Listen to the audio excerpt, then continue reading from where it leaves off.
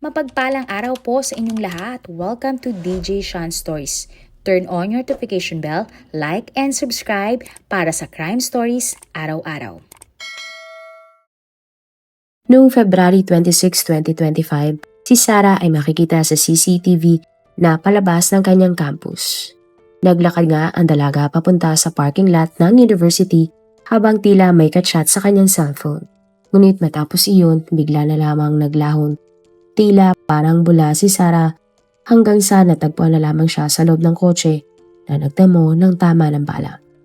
Tatanungan nga ng lahat, paano ang sikat at kilalang content creator ay ganunan sinapit? May kinalaman kaya ito sa pagiging sikat niya online? Alamin nga natin ang isa sa mga kasong gumulat sa bansang Brazil dahil sa lubos na kalupitan ng paraan ng pagpaslang sa modelong si Sarah. Nagmula nga sa Brazil ang dalagang si Zarhara Hussein Tormos, 25 years old o tawagin na lang nating Zara. Si Zara ay mayroong mga nakababatang kapatid na lalaki. Ang kanyang ina ay si Animir, isang teacher, habang ang kanyang ama naman ay hindi niya na nakilala pa. Ayon sa ina ni Sarah na si Animir, ang tatay ng dalaga ay isang Arabo at isang negosyante, ngunit ito ay hindi responsableng ama. Na nagsasama pa sina Amir at ang tatay ni Zara, hindi na inalagaan ng lalaki ang kanilang anak habang nasa trabaho si Anamir. Bukod doon, nagkaroon din ang tatay ni Sarah ng mga girlfriend at hindi man lamang nag-effort na magbigay ng suporta sa kanilang pamilya. Kaya naman nagdesisyon na si Anamir na hiwalayan ang tatay ng dalaga. Matapos lumayo ng kanyang mag-iina, dito na nagsimulang magpakita ng interes ang ama ni Sarah na siya ay muling bisitahin. Paminsan-minsan ay inihiram si Sarah ng kanyang tatay mula kay Animir. Pero kalauna nalaman ni Animir na iniiwan lamang pala si Sarah ng kanyang ama sa girlfriend nito at palaging binibigyan ng babae si Sarah ng mga candy para hindi na niya bantayan pa si Sarah. Kaya magmula noon hindi na ipinahiram pa si Sarah sa kanyang ama. Sa kabila nito, makikita nga sa post ni Sarah na mahal niya ang kanyang ama at ikinukwento niya ang tungkol sa kanilang magagandang alaala. Sa kabila nga ng mga pagsubok na kinakarap niya sa kanyang pabayang ama, naging matatag pa din ang dalaga dahil sa magandang ugnayan niya sa kanyang pamilya. Inilarawan nga si Sarah bilang mapagmahal at responsableng ate. At ayon nga kay Animir, kahit mahirap ang kanilang buhay noon, nananatili pa din si Sarah sa kanilang pamilya kahit pwede naman siya sa kanyang ama na negosyante. Ayon nga sa kanyang pamilya, si Sarah ang nagdadala ng saya sa loob ng kanilang tahanan at palagi itong nagbibig ng cake para sa kanyang mga kapatid. Kailanman ay hindi naging sakit ng ulo ni Animir ang kanyang anak na si Sarah dahil napakabait nitong bata. Hindi din naging madali ang buhay ni Sarah dahil tanging pagtuturo lamang ang pinagkukunan ng pera ng kanyang ina. Kaya naman batid nga ni Sarah ang hirap ng buhay nila noon. Nagbibigay lamang ang ama ni Sarah ng suporta sa dalaga dahil inobliga siya ng korte. Taong 2011 naman nang pumanaw na ang ama ni Sarah. Nagulat nga si Amir nang nalaman na may iniwang malaking halaga ng pera ang ama ni Sarah para sa kanya. Ang malaking pera nga na ito ang nakatulong sa pamilya ni Sarah, ang natitirang pera naman ay tinago ni Amir sa bank account na nakapangalan kay Sarah para magamit ito sa hinaharap. 18 years old na noon si Sarah na natapos niya ang technical course na administration na kalaunan ay nagamit niya sa kanyang professional career. Pagkatapos noon ay sinimula na nga ni Sarah na magtrabaho para makatulong sa kanyang pamilya. At taong 2021, matapos makapag-ipon ng pera para sa kanyang pag-aaral, nag-enroll na si Sarah sa Descomplica Uni America, isang private university, at kumuha nga ng kursong biomedicine. Pangarap nga ni Sarah na magtrabaho sa healthcare field at maging isang doktor. Habang nag-aaral, nagtatrabaho din si Sarah bilang sales assistant sa loob ng isang shopping mall. Ayon sa mga katrabaho ni Sarah, ang babae ay humble, sweet at mabait. At taong 2022 naman nang naisipan nga ni Sarah na explore ang social media at sinubukang pasukin ang mundo ng pagiging influencer sa Instagram. Kasama nga sa mga content ni Sarah ang araw-araw niyang buhay, kanyang pag-aaral, gym workout at iba pa. Mahiyain noon si Sarah pero unti-unti itong nawala habang unti-unti nang naging content creator ang dalaga. Marami nga ang mga natutuwa sa post ni Sarah kaya mabilis na dumami ang kanyang mga followers. at dito na nga nabuo ang kanyang personal brand. Hindi nagtagal, nakatanggap na din si Sarah ng mga business partnerships sa mga local at maliliit na brand. At sa paglipas nga ng panahon, mas dumami pa ang alok na trabaho para kay Sarah. Pinayuhan naman siya ng kanyang ina na dapat mas prioridad niya ang kanyang pag-aaral kaysa sa mga alok na trabaho. Nagawa namang balansehin ni Sarah ang kanyang pag-aaral at pagiging influencer. At taong 2023, nang tuluyan na nga sumikat si Sarah sa social media.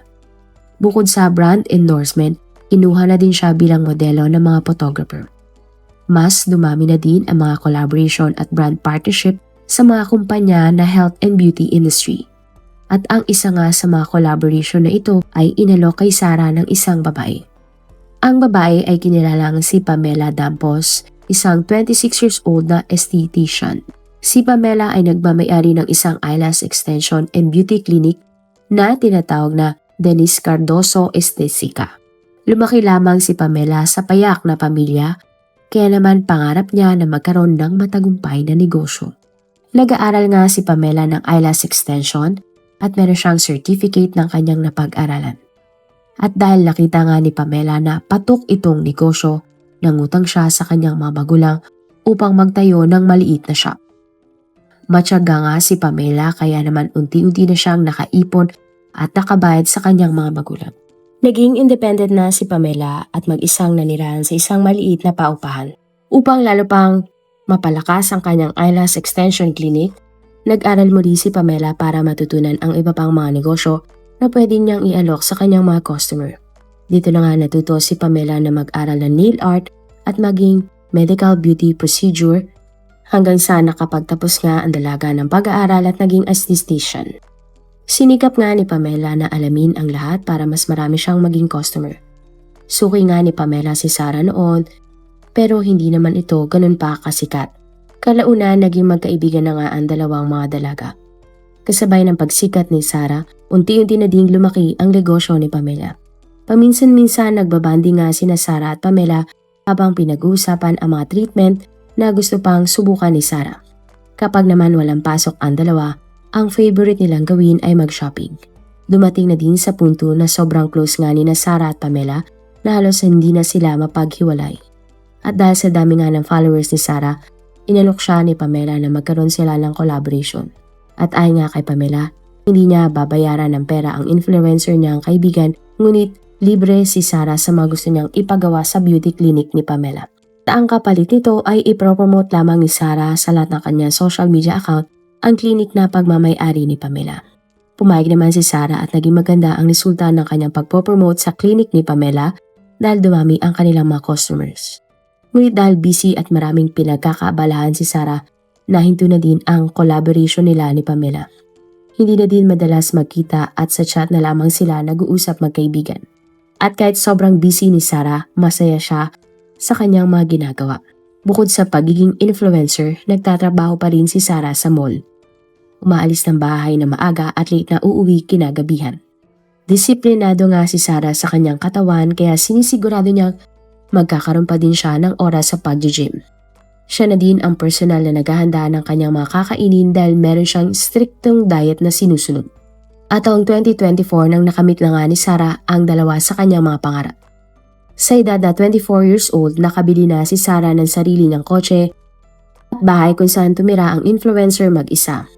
Ang pera nga ay pinaghirapan niyang kitain sa pagtatrabaho at ang iba ay mula sa perang iniwan ng kanyang ama sa kanya. Napakasaya nga ni Sarah ngunit sa kabila ng kanyang ngiti, may madilim pala siyang pinagdadaanan.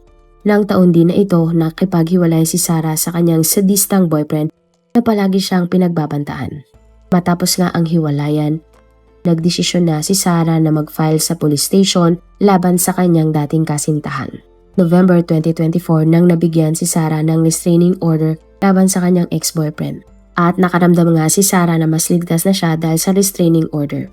Subalit December, nang nagulat nga si Sarah nang nakatanggap siya ng banta sa kanyang buhay gamit ang mga text sa WhatsApp. Ang text ay mula sa hindi kilalang number at wala itong larawan. Kaya naman ng January 2025, nagpunta na sa police station ng influencer para i-report ang mga natatanggap niyang mga text. Inggit niya sa mga otoridad na sigurado siyang ito ay ang kanyang ex-boyfriend. Pero dahil hindi na-trace ng mga pulis kung kanino galing ang mensahe at walang patunay na ito ay galing sa dati niyang kasintahan, hindi nila final ang report. Hindi kinasuhan ng mga pulis ang dating nobyo ng content creator, nagpatuloy pa rin ang pagbabanta. Sa kabila nito, ipinagpatuloy naman ni Sarah ang kanyang buhay at pagiging influencer. At February 26, 2025, tulad ng nakasanayan, maagang gumising si Sarah para pumasok sa eskwelahan. Tanghali ay nagtrabaho siya sa mall at kinagabihan naman ay bumalik siya sa eskwelahan para sa kanyang evening class. Bandang alas 8 nga ng gabi, makikita sa CCTV ang paglabas ni Sarah sa eskwelahan kasama ang iba pang mga estudyante. Sunod ay nakunan siyang pupunta sa parking lot na tila may ka-text sa kanyang cellphone. At wala nga mag-aakala na ito na pala ang huling araw na makikita ang sikat na content creator. February 27 na nagulat nga si Anemir na wala siyang natanggap na ni isang text mula sa kanyang anak na si Sarah. Nagtaka din ang mga followers ni Sarah dahil wala siyang post sa kanyang social media account. Nasa ospital noon si Anemir dahil nagpapagaling siya mula sa kanyang operasyon kaya medyo nahirapan siyang kontakin ang kanyang anak. At sa kabila nga ng kanyang sitwasyon, nagtungo siya sa bahay ng kanyang anak. Gabi nga nang nakarating siya sa bahay pero tanging mga pusa lamang ni Sarah ang dinatan niya sa apartment. Kinontak nga ng ginang ang mga kaibigan ng kanyang anak pero walang nakakalam kung nasaan siya. Nagsama-sama na nga ang buong pamilya ni Sarah para magsagawa ng search party at sinuyod ang lahat ng iba't ibang lugar para siya ay mahanap. At February 28 nang natuldukan ang kanilang paghahanap kay Sarah. Ang mga residente malapit sa liblib na lugar ng Foz Dao Icacao ay may nai-report na konsyeng nakapark sa kalsada na madalang daanan ng mga tao. Agad na nga nagtungo ang mga pulis sa lugar. Nakalak ang pulang kotse at nang buksan nila ito, tumambad ang wala ng buhay na influencer na si Sarah. Ang mga kamay at paa ng influencer ay nakatali ng tape. Pirma nga ng mga forensics na si Sarah ay nagtamo ng 5 tama ng bala. Nawawala ang personal na gamit ng dalaga at isang itim na high heel shoes ang natagpuan hindi kalayuan sa kotse. Ang sapatos na ito ay hindi kay Sarah dahil nakasuot ng rubber shoes ang influencer. Samantala, may mga nakuha naman na DNA evidence sa mga pulis sa tape, sa damit at sa loob ng kotse ng biktima. Agad namang nag-viral ang kalunos-lunos na sinapit ng dalaga. Labis na dalamhati naman ang naramdaman ng buong pamilya ni Sarah sa biglaang pagkawala ng dalaga. At sila nga ay nagprotesta para sa hustisya kay Sarah. Noong una, nag-focus nga investigasyon sa ex-boyfriend ni Sarah dahil sa mga pagbabanta nito sa biktima. Subalit siya ay napawalan sala dahil ang mga DNA na nakita sa crime scene ay hindi sa kanya. Bukod doon, malayo din siya na nangyari ang krimen. Kaya naman itinoon ng mga pulis ang kanilang investigasyon sa mga kuha ng CCTV. At February 26, ng araw nang nawala si Sarah, isang itim na kotse ang paikot-ikot sa bahay ng content creator bago siya pumasok sa klase. At bago naman lumabas ng university, nakita ang kaparehong kotse na umiikot sa eskwelahan ng biktima. Sa sumunod na kuha ng CCTV, makikita ang kotse ni Sarah at ang itim na kotse papunta sa direksyon ng crime scene. Dito na na-realize ng mga otoridad na posibleng kinidnap si Sarah at 2 tao ang sangkot sa krimen. Na-trace nga ng mga pulis ang itim na kotse at ang may-ari nito ay ang dating malapit na kaibigan ni Sarah na si Pamela. Natuko na yung facial recognition software na si Pamela ang nagdadrive ng kotse ng biktima papunta ng crime scene. Natagpuan din ang fingerprint ni Pamela sa tape, driver seat at pinto ng kotse ng content creator. Nadiskubre din ng mga pulis na dati na palang may kaso si Pamela dahil sa illegal na gamot. Siya ay sumasailalim sa semi-open sentence habang may suot na electric ankle monitor. At bago pa man arestuhin ng mga pulis ang dalaga para sa pagpatay niya kay Sarah, napag-alaman nilang nakakulong na pala ang dalaga dahil sinubukan niyang tanggalin ang kanyang ankle monitor ilang araw matapos ang krimen. Paalis na dapat noon si Pamela papunta sa Argentina para tumakas nang natanggap ng mga pulis ang alert na sinubukan niyang alisin ang kanyang ankle monitor. At dahil sa cellphone ni Pamela na aresto ang kanyang kasabwat, ang kasintahan niyang si Bruno Martini, 28 years old. Ayon sa mga pulis, ang naging partisipasyon ni Bruno sa krimen ay ang pagbenta ng cellphone at mamahaling laptop ni Sarah. Ninakaw na magkasintahan ng pera at ilang personal na gamit ng biktima. At nang inaresto nga si Bruno, sinabi niyang siya lamang ang nagmaneho ng kotse ni Pamela at wala siyang kinalaman sa nangyaring krimen at backup lamang siya ng suspect. Ipinagyabang din ni Pamela sa kanyang kapatid na pinatay niya ang kaibigan niyang si Sarah. Sinabi din ni Pamela sa unang putok ng baril ay agad umanong binawian si Sarah ng buhay at kasama na niya ang Panginoon. Sa sunod na text, sinabi nga ni Pamela na handa siyang magbayad basta mapaslang lamang niya si Sarah. Indikasyon na handa niyang tanggapin ang kahinatnan ng ginawa niyang krimen. Tinawag din ni Pamela na demonyo umano si Sarah at dapat manatili lamang ito sa ilalim ng lupa. Natagpuan nga ang gunpowder residue sa kamay ni Pamela, indikasyon na talagang nagpaputok siya ng baril. Natagpuan din sa kanyang bahay ang baril na ginamit sa krimen at ang kapares na itim na high heel shoes na natagpuan malapit sa crime scene. At dahil nga sa mga text na nakita, lumalabas na pinagplanuhan talaga ang nangyaring krimen ni na Pamela at Bruno. Ayon sa mga pulis, paglabas ni Sarah sa university, nakatanggap siya ng text na si Pamela ay nasiraan ng kotse malapit sa eskwelahan ng biktima. At dahil may tiwala si Sarah kay Pamela, nag-alok ang influencer na ihahatid na lamang niya si Pamela sa kanyang bahay. Pero nang sila ay nasa loob ng kotse, bigla na lamang naglabas ng baril ang suspect. Sa takot nga ni Sarah, sinunod niya ang kagustuhan ni Pamela, siya na ang magdadrive ng kotse ng biktima. Inutusan din ni Pamela si Sarah na lumipat sa backseat at itali ang sarili niyang paa habang sila ay nasa biyahe. Nakasunod naman sa kanilang likuran noon si Bruno na minamaneho ang kotse ni Pamela.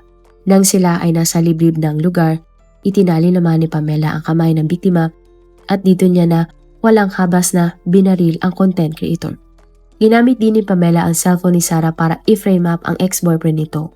At dahil nga sa investigasyon, matinding inggit ang naging motibo ni Pamela kaya niya pinaslang ang dati niyang malapit na kaibigan. Nagselos si Pamela dahil sa kasikatan na meron si Sarah at dahil sa edad na 24 years old, nakabili na ang biktima ng sarili ng kotse at bahay.